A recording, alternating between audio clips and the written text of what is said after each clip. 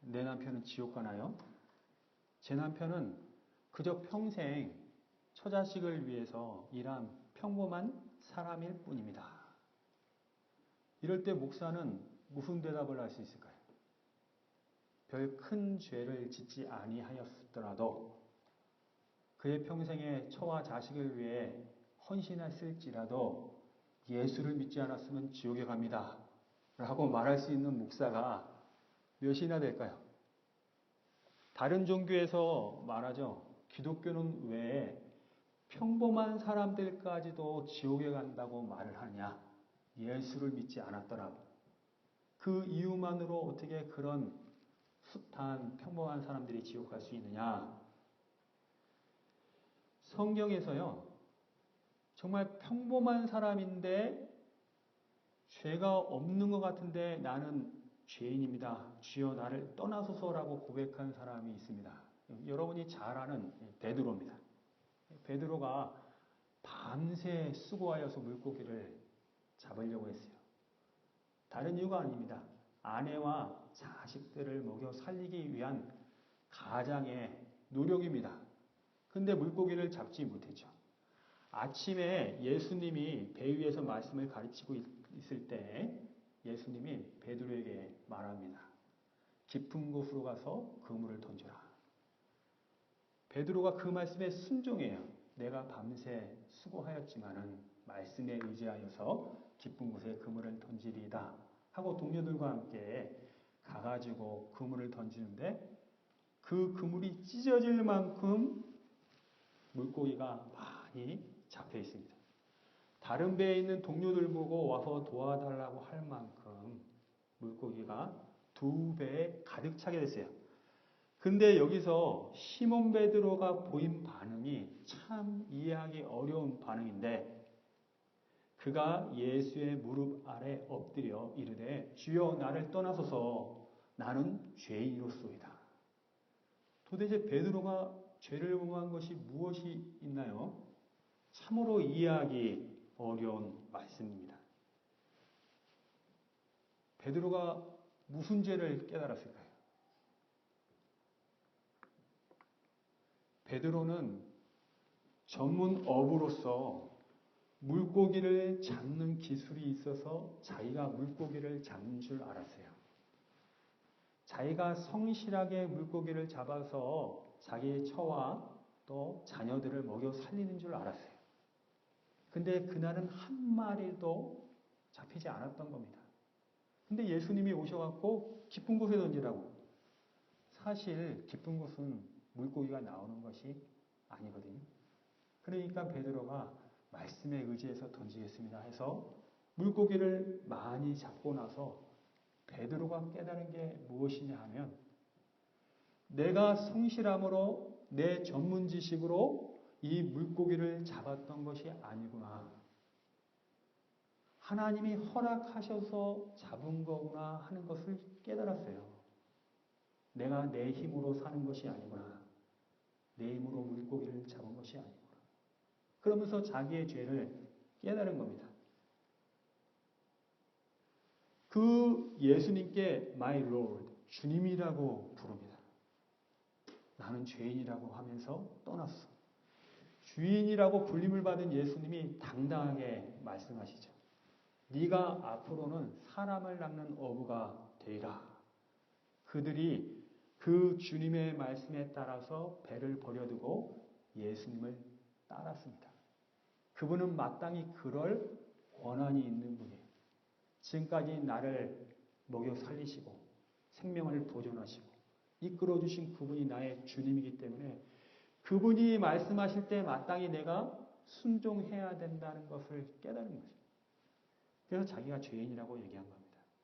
사무엘상 25장에 비슷한 말씀이 나오죠. 여러분 나발이라는 사람이 마온에서 살았는데 그는 갈멜에서 염소와 양을 치던 사람이었어요. 힘이 부자여서 양이 3,000마리요 염소가 1,000마리다. 많은 종들을 들고 염소와 양을 키우는데 그때 다윗이 그와 함께한 사람들과 함께 그 갈멜이라는 지역에서 그들을 보호해주고 있었어요.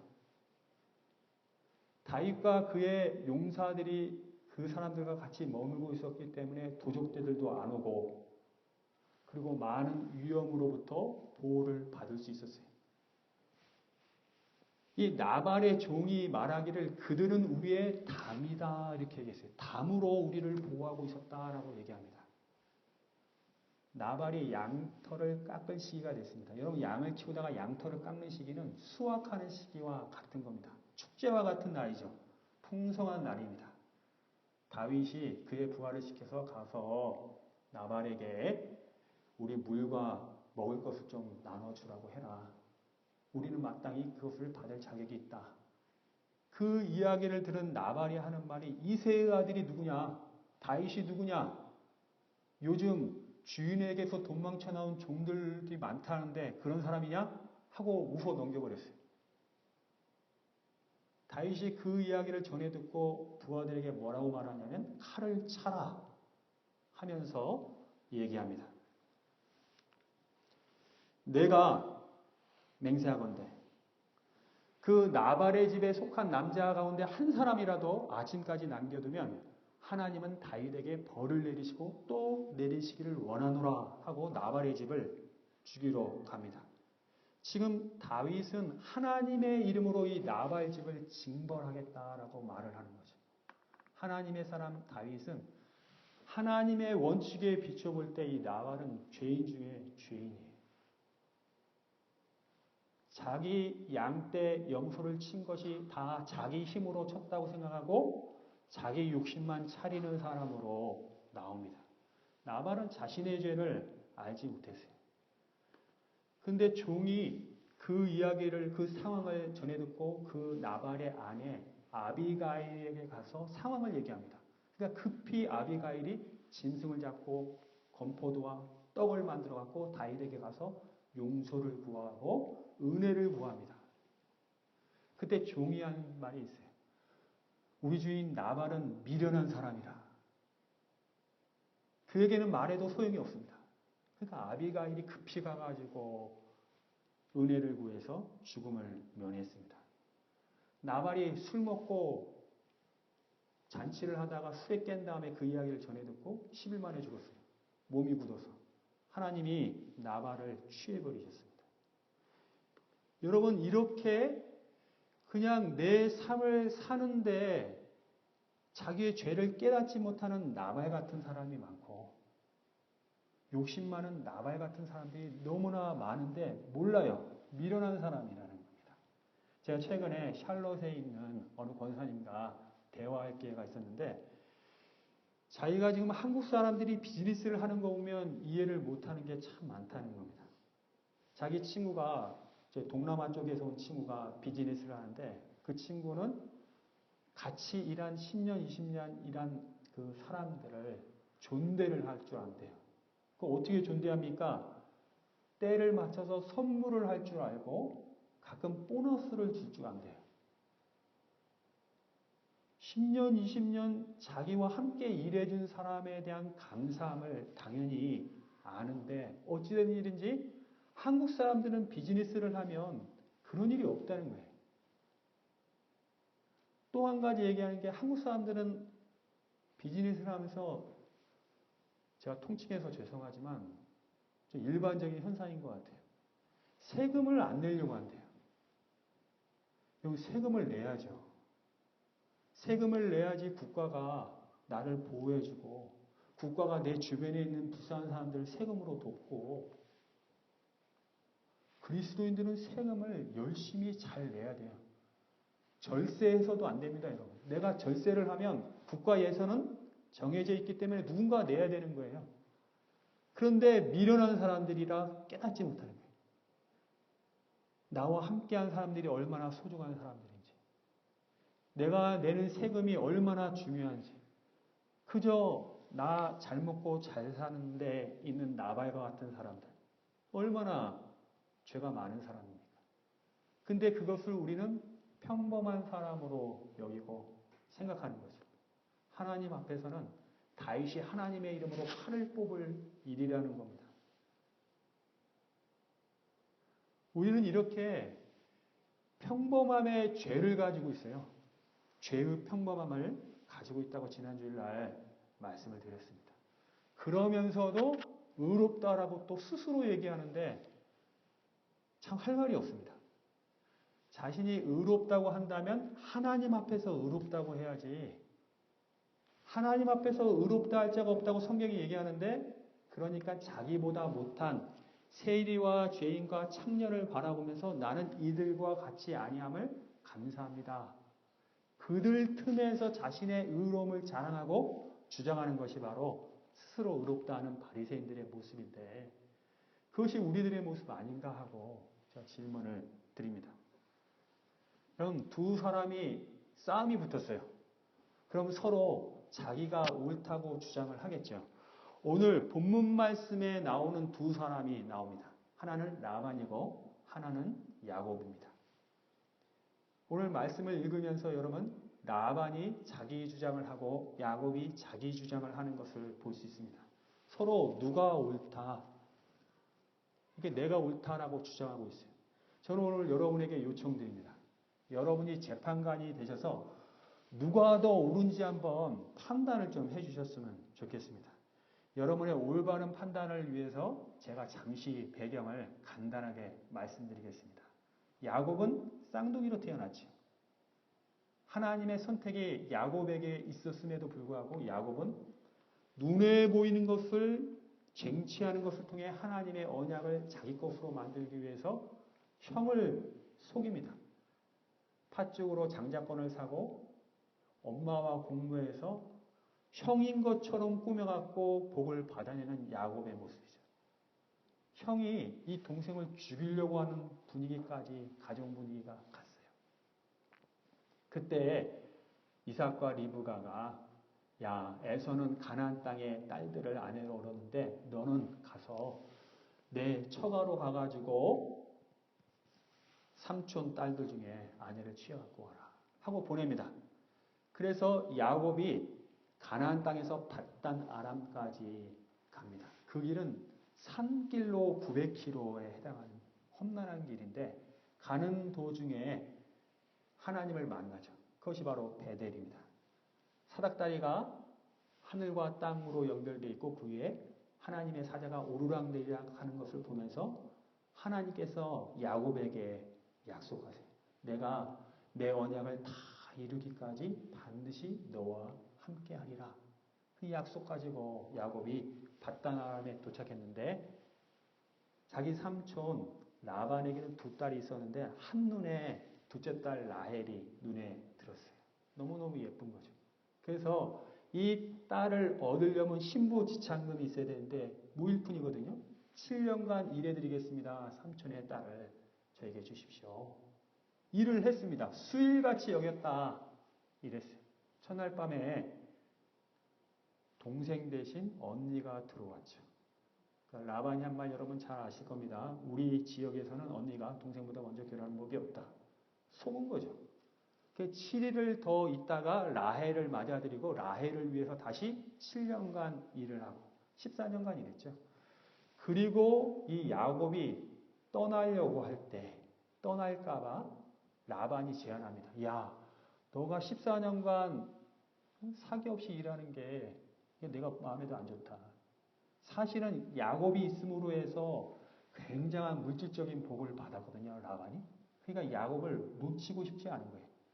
삭을 줘서라도 붙들고 싶은 거예요. 네 삭을 말해라. 이랬더니 야곱이 그러면 삼촌, 외삼촌의 그 염소와 양떼 중에 점 있고 얼룩무늬 있는 거, 아롱진 것들은 다 저한테 주십시오. 그럼 제가 일하겠습니다. 이랬어요.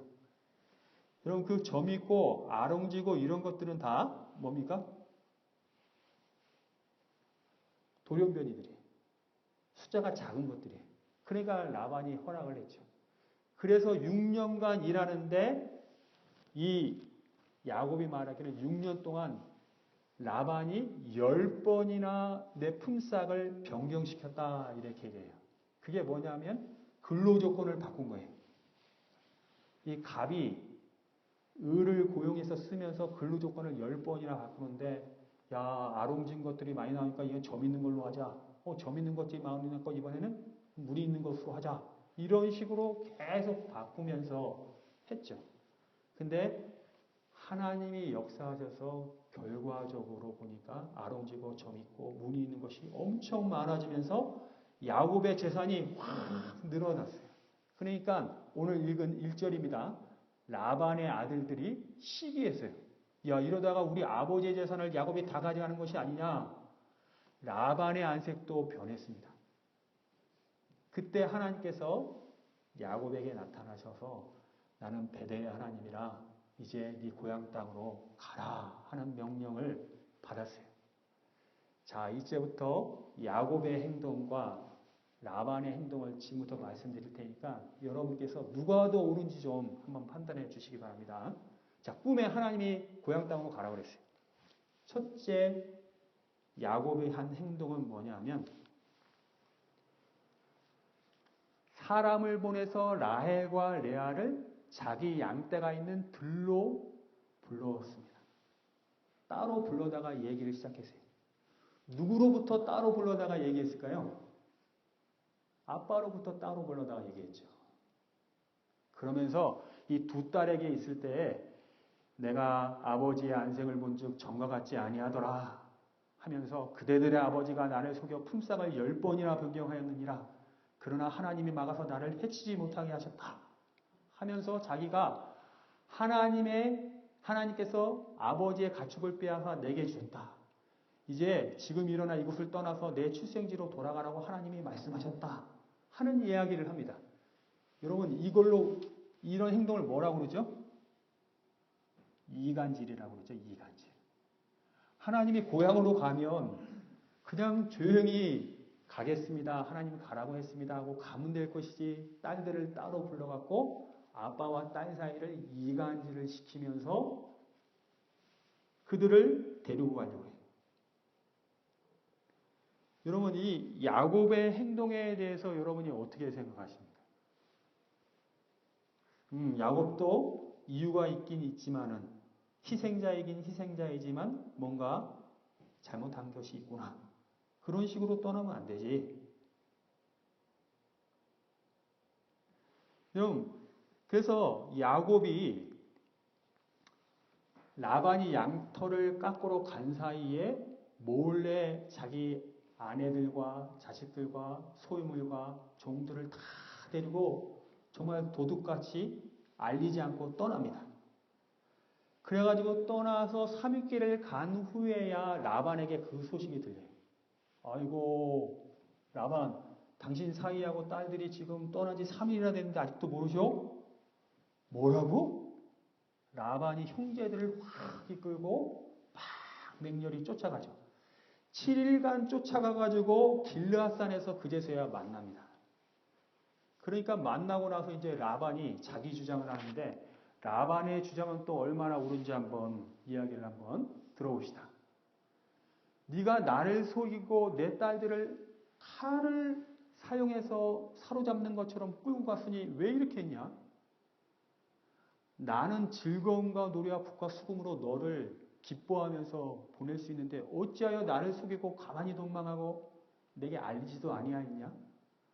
왜 내 손자들과 딸들에게 입맞추면서 환송하지도 못하겠냐? 네 행위가 참으로 어리석다. 라반의 주장이 여러분 어떻습니까? 정당하지 않습니까? 그러면서 하는 말이 너를 해할 능력이 내 손에 있으나 너희 아버지 하나님이 어젯밤에 내게 말씀하시기를 너는 삼가 야곱에게 선악간에 말하지 말라 하셨기 때문에 내가 이 정도만 한다.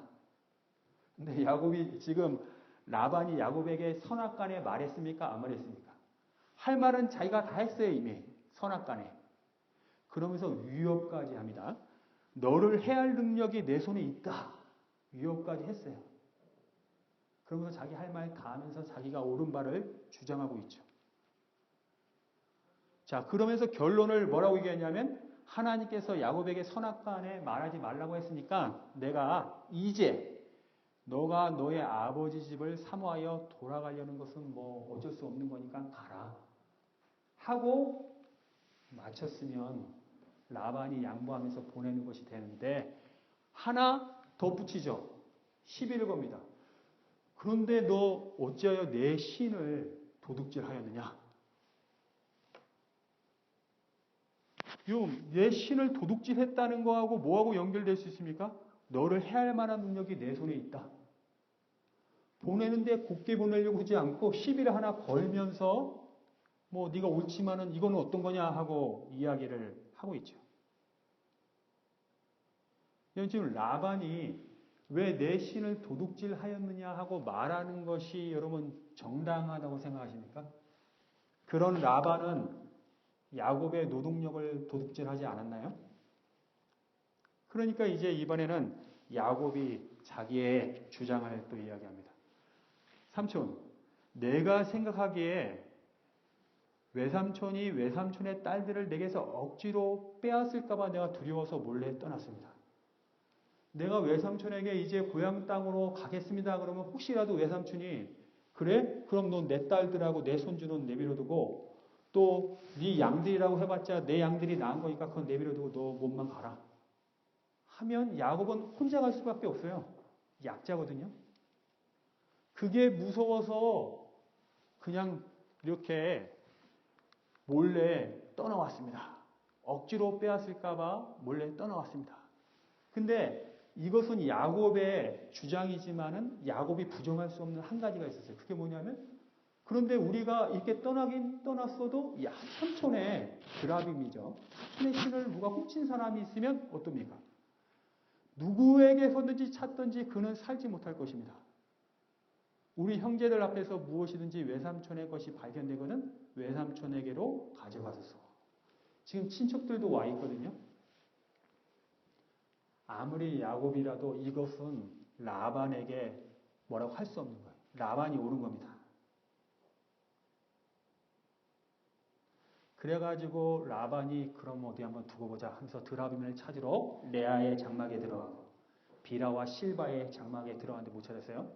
그래서 라헬의 장막에 들어가서 찾는데 못 찾았는데 라헬이 그 드라빔을 도둑질했죠. 그래서 낙타 한 장 밑에 놓고 그 위에 앉아서 아버지 저 생리가 있어서 지금 못 일어나요. 그래? 알았다 하고 갔어요. 여러분 이 야곱이요. 자기가 사랑하는 라헬이 드라빔을 훔쳤다는 걸 알았다고 한다면 감히 이런 말을 할까요? 외삼촌의 신을 누구에게서든지 찾든지 그는 살지 못할 것입니다. 라는 말을 하지 않았을 거예요. 몰랐기 때문에 저런 얘기를 했다는 거죠. 끝내 못 찾으니까 이제 야곱이 라반에게 화를 내면서 뭐라고 얘기합니까? 삼촌, 내가 뭘 잘못했어요? 무슨 죄가 있길래 외삼촌께서 내 뒤를 급히 추격했습니까? 외삼촌께서 내 물건을 경찰같이 다 뒤져보셨죠? 어디 외삼촌 집안의 물건 무엇이라도 찾아냈습니까? 제가 20년간 외삼촌과 함께하면서 외삼촌의 암양들과 암연소를 낙태시키지 않았고 외삼촌의 양떼의 순양도 제가 함부로 먹지도 않았어요. 물려 찢긴 것은 도둑 맞은 것은 제가 다 다시 보충했고 내가 이와 같이 낮에는 더위와 밤에는 추위를 무릅쓰고 눈 묻힐 겨를도 없이 이렇게 외삼촌을 위해 일했는데 어떻게 외삼촌이 나한테 그럴 수 있습니까? 내가 외삼촌 집에 있는 동안 20년 동안 두 딸을 위해서 14년을 봉사했고 양떼를 위해서 6년을 봉사했는데 외삼촌이 나에게 한 것은 품삯을 10번이나 바꿨어요. 그러나 우리 아버지 하나님, 아브라함의 하나님, 곧 이삭이 경외하는 이가 나와 함께 계셨기 때문에 이제 외삼촌으로부터 나를 빈손으로 보내지 아니하시고 하나님이 내 고난과 내 손의 수고를 보시고 어젯밤에 외삼촌을 책망하신 겁니다. 하나님이 내가 맞다고 말씀하시는 겁니다. 라고 이야기를 하죠. 하나님까지 동원해서 내가 옳고 당신이 틀립니다. 라고 주장을 하죠. 사랑하는 우리 베델장로교회 형제자매 여러분. 우리 사이에 논쟁이 있을 때 우리는 하나님을 동원합니다. 성경 말씀을 동원해요. 그러면서 하나님 말씀에 이렇게 있지 않냐고 이야기를 하죠. 그런 꼴입니다. 근데 과연 야곱이 말한 하나님이 내 고난과 내 손의 수고를 보시고 어젯밤에 외삼촌에게 나타나서 야곱에게 선악간에 말하지 말라고 하신 것이 맞는 말인가? 야곱의 말은 그랬지만은 사실은 하나님의 말씀은 뭐라고 말씀하시냐면 라반이 내게 행한 모든 것을 내가 보았노라. 나는 베델의 하나님이라 이렇게 얘기했어요. 야곱의 고난과 야곱의 수고를 보시고 외삼촌을 책망하신 것이 아니라 라반의 죄악을 보고 야곱에게 복을 주면서 떠나라고 하신 거고 라반에게 현몽에서는 그냥 야곱 간의 선악간에 말하지 말라고 하신 겁니다. 절대 야곱의 고난과 수고를 보시고 그렇게 하지 않으셨다는 거예요. 여기서 야곱의 착각이 나옵니다. 여러분 왜 야곱이 이 레아와 라헬을 얻으면서 14년간 고생했습니까? 아주 묘한 장면이 나오죠. 야곱은 자기가 에서라고 그러면서 아버지를 속여요. 동생이 형이라고 하면서 아버지를 속이죠. 라반은 언니를 동생이라고 하면서 속여요. 도찐개찐이란 말 있죠. 그놈이 그놈이라고. 야곱이 14년간 고생한 거는 자기가 형 에서를 속이고 이삭을 속인 거와 비교해보면 나를 왜 고생시킵니까? 라고 말할 자격이 없다는 거예요. 그것이 내 고난이고 내 수고라고 말할 자격이 없다는 거예요. 여러분 고통당하면서 내가 십자가를 진다고 말하지 마세요. 여러분의 죄의 결과 때문에 하나님께서 그걸 허용하신 것일 수 있어요. 예수 그리스도의 십자가와 비교해서는 안 된다는 겁니다. 이 라반에게 고통을 당한 것, 형에게 팥죽 한 그릇으로 장자권을 사면서 도망 나왔을 때 이 야곱이 라반의 집에서 20년간 고생할 때 또 고생한 사람이 누굽니까? 에서죠. 에서가 고향 땅에서 20년간 동생한테 속은 것을 분해 여기면서 한이 맺혀서 산 거 아닙니까? 그런데 자기만 고생한 것처럼 악한 라반에게 의로운 자기가 고생한 것처럼 이야기를 하는데 이거 뭔가 잘못된 거죠. 아무튼 이렇게 이야기를 했을 때 그럼 결과가 뭐냐? 라반이 야곱에게 말합니다. 딸들도 내 딸이고 이 손주들도 내 손주고 양떼들도 결국 나한테 온 내 양떼에서 나온 양떼들인데 나한테 나온 얘네들을 내가 어떻게 하겠냐? 그래 가라. 그러면서 우리 언약을 맺자 하면서 보내죠. 요것을 볼 때 승리를 누가 한 것입니까, 여러분? 야곱이 승리한 것 같아요. 야곱이.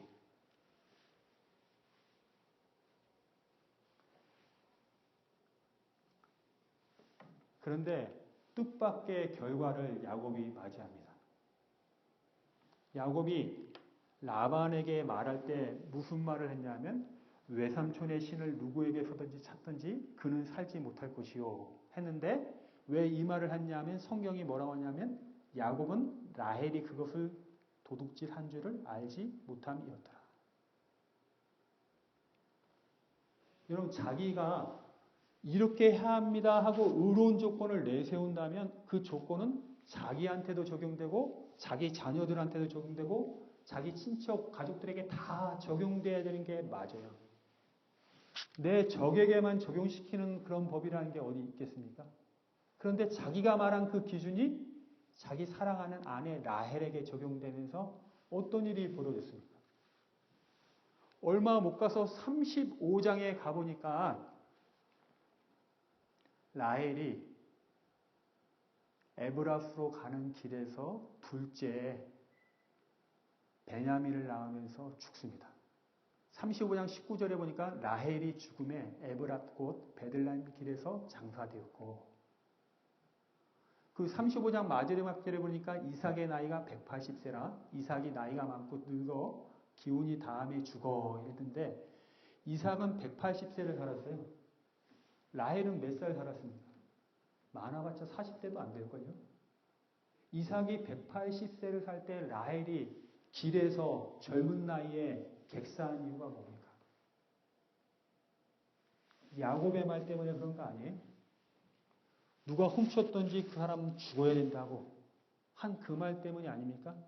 제가 억지 부리는 게 아니라 창세기 기자는요, 이 라헬의 죽음에 대해서 연이어 얘기합니다.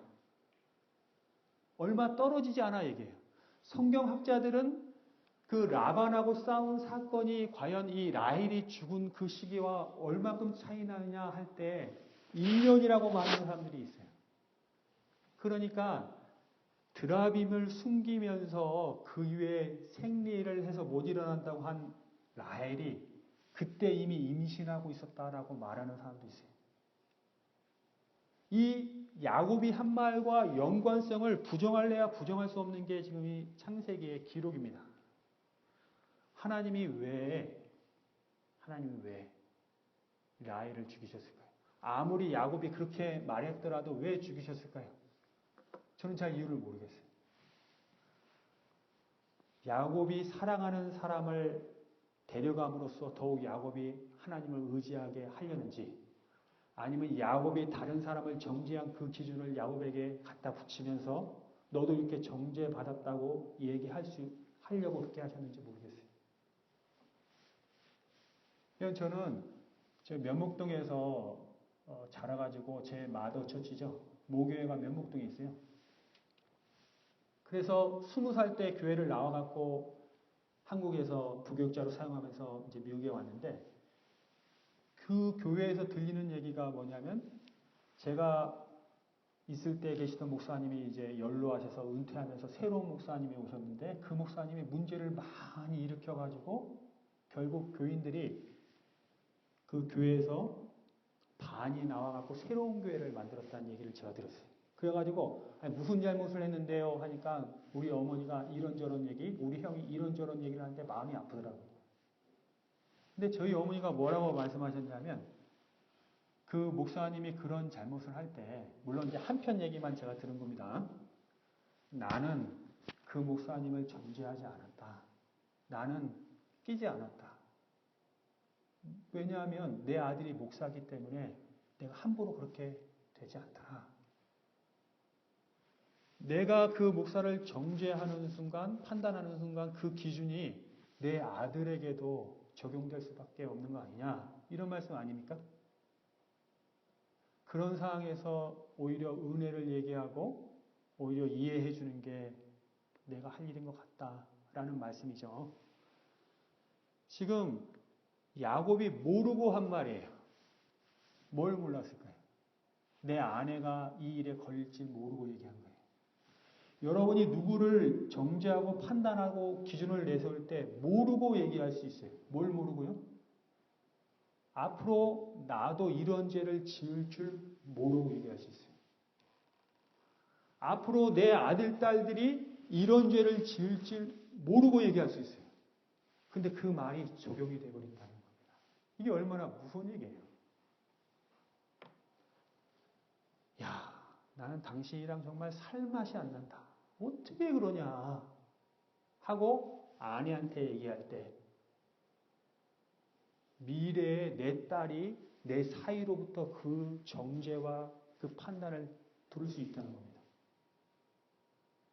남편한테 당신이 어떻게 그럴 수 있어 할 때 미래에 내 아들이 내 며느리한테 그런 얘기를 들을 수 있다는 거예요. 그때 와가지고 이제 못 살겠어요. 이혼하겠어요. 라고 얘기할 때 내가 무슨 말을 할 수 있겠어요? 야곱이 노상에서 젊은 사랑하는 내 딸, 내 아내 라헬이 죽어갈 때 무슨 말을 할 수 있겠어요?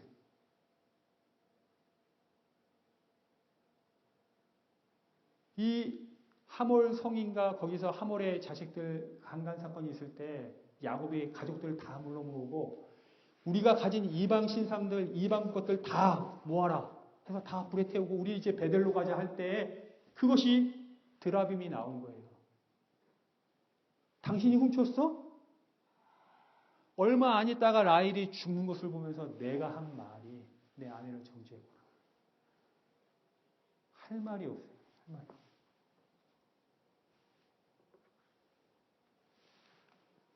예수님이 말씀하셨어요. 비판을 받지 아니하려거든 비판하지 말라. 너희가 비판하는 그 비판으로 너희가 비판을 받을 것이요. 너희뿐만 아니라 너의 처자식이 다 비판을 받는 거예요. 너희가 헤아리는 그 헤아림으로 너희가 헤아림을 받을 것입니다.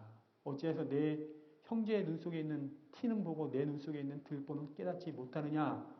야곱이 예수님의 이런 말씀을 들었으면 뭐라고 얘기할까요? 이럴 줄 몰랐습니다. 이런 일이 벌어지리라고는 생각도 못했습니다.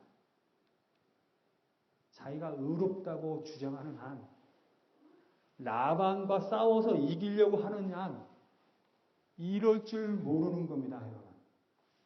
이런 일이 벌어지리라고는 생각도 못하는 거예요.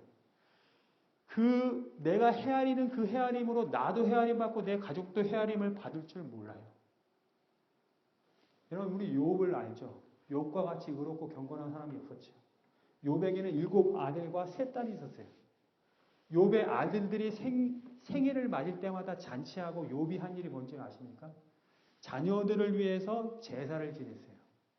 그러면서 제사를 어떻게 지냈냐 하면 그들의 명수대로 번제를 드렸으니 이는 욥이 말하기를 혹시 내 아들들이 죄를 범하여 마음으로 하나님을 욕되게 하였을까 합니다. 아들들이 죄를 저지른 게 드러나지 않았어요. 근데 그럴 수 있기 때문에 마음속으로도 하나님을 저주했을까 봐 아버지가 아들들을 위해서 제사를 지내요. 그런 아버지가 바로 은혜의 아버지고 우리 믿음의 사람들의 모습입니다. 다른 사람을 정죄하고 판단하지 말고 헤아리지 말고 비판하지 말고 오히려 나와 내 자녀들을 위해서 주님, 제가 죄를 저지를 수 있는 사람입니다. 하고 늘 기도하는 마음을 갖고 있으라는 얘기예요.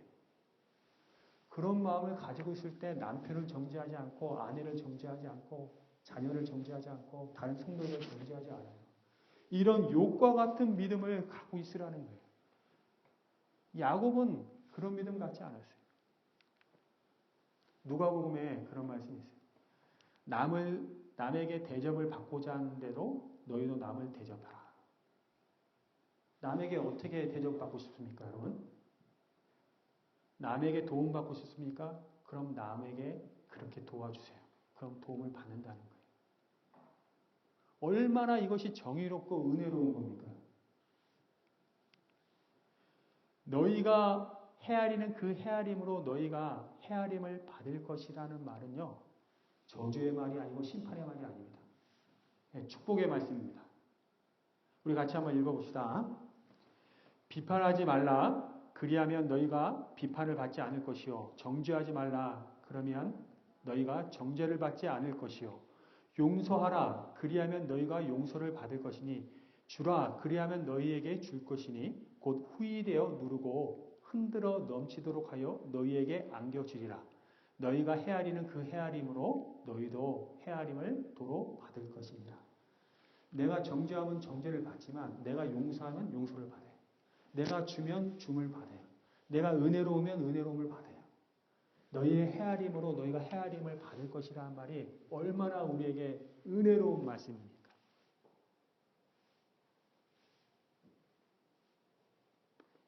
이거는 어떤 사람에게 자기를 정죄하는 말, 심판의 말, 가족에게 정죄하는 말, 심판의 말이 될지 모르지만 은혜를 아는 사람, 믿음의 사람들은 자기를 축복하는 말이요, 자기 가족을 축복하는 말이 되는 겁니다.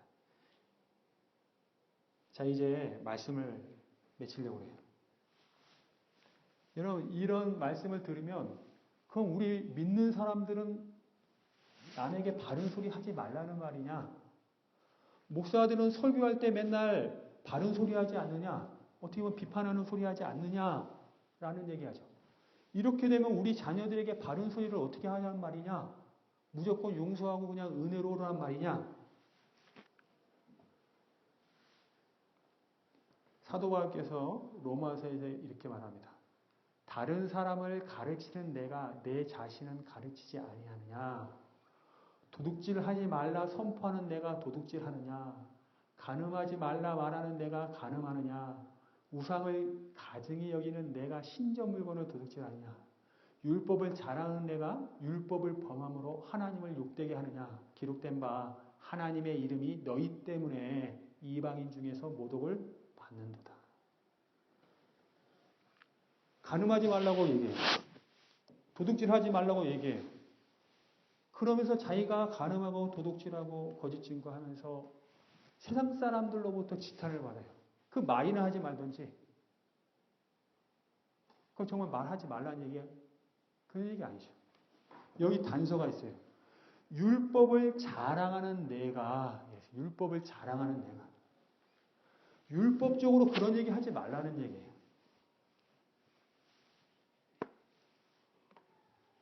여러분, 율법적으로 하면 뭐냐면 야곱과 같이 얘기하는 거예요. 나는 맞는데 너는 왜 못하느냐. 나는 할 수 있는데 왜 너는 못하느냐. 잘해라. 이게 율법을 자랑하는 사람이 말하는 스타일입니다. 아무리 성경 말씀을 인용하고 고상한 말을 하더라도 율법을 자랑하는 사람이 그런 식으로 말할 때 하나님은 야곱과 같은 일을 당하게 하세요. 그러면서 세상 사람들에게 지탄을 받게 하고 자기가 죄인임을 깨닫게 하세요. 그러면 어떻게 해야 됩니까, 여러분? 율법을 자랑하는 게 아니라 은혜를 자랑하는 사람으로서 간음하지 말고 도둑질하지 말고 거짓 증거하지 마세요 하고 얘기를 하셔야 돼요. 은혜를 자랑하는 사람은 뭡니까? 나도 죄를 지을 수 있는 사람이에요. 나도 형제님과 같이 어리석고 약한 부분이 많습니다. 저는 형제님을 이해하고 용서합니다. 그렇지만 우리 함께 하나님 말씀이 이러하니까 같이 이 말씀을 예수님의 능력으로 같이 지켜봅시다. 해봅시다. 라고 얘기하는 사람들. 그 사람이 정말 욥과 같은 사람이요. 은혜를 아는 사람들입니다. 그런 사람들이 되세요. 우리 사랑하는 베델장로교회 형제 자매들 사이에서 말을 할 때 은혜를 아는 자로서 권면을 하세요. 설교자가 제일 잘해야죠. 맨날 바른 소리예요. 그러거든요. 맨날 바른 소리예요. 맨날 바른 소리 하면서 맨날 주의 십자가를 얘기할 수밖에 없는 게 설교자고 부모님들이고 성도들입니다. 우리 세상 사람들에게 우리는 의롭다 바르다 하는 게 아니라 우리는 죄인인데 주님의 은혜로 하려고 한다. 부족한 게 많다. 은혜로운 사람 되시기 바랍니다. 특별히 남편에게, 아내에게, 자녀들에게 은혜로운 사람들이 되세요. 정죄하는 말을 하면 그것대로 하나님이 갚으신다면 우리는 정말 죽을 수밖에 없는 사람들이에요. 야곱이 놀랍게도 라헬이 숨이 넘어갈 때 라헬이 그랬어요. 이 아들은 베논이다. 슬픔의 아들이다. 아이고 한 맺힌다. 네가 앞으로 어떻게 살아갈 거냐. 아이고 내가 레아 언니하고 경쟁하는데 이렇게 졌구나. 아이고 내 사랑하는 남편 두고 어떻게 가냐. 너는 슬픔의 아들이다. 하면서 죽어가려고 할 때 야곱이 놀라운 말을 하죠. 베논이라 하지 말고 베냐민이라고 하죠. 라헬에게 얘기했어요. 베냐민은 오른손의 아들인데 하나님의 오른손으로 만든 아들, 하나님의 작품이라는 뜻입니다. 야곱은 약복강가에서 이스라엘로 변했어요. 이미. 이 변한 사람이 아내가 믿음 없는 은혜 없는 이야기를 할 때 믿음과 은혜로서 베냐민으로 하자. 비록 지금 내 아내가 하나님이 데려가시지만 그 아내에게 믿음의 말을 마지막 안겨주고 보냅니다. 그래서 굿바이 레이첼이에요. 사랑하는 여러분, 우리 자녀들, 우리 부모님들, 우리 아는 사람들 이제 하나님 앞에 보내드릴 때 우리는 슬픔으로 보내지 않죠. 기쁨으로 은혜 가운데 보낼 수 있어요. 은혜를 아는 자만이 그렇습니다. 정죄로 보낸다면 그것은 힘든 것이 될 겁니다. 예, 우리 같이 한번 기도하겠습니다.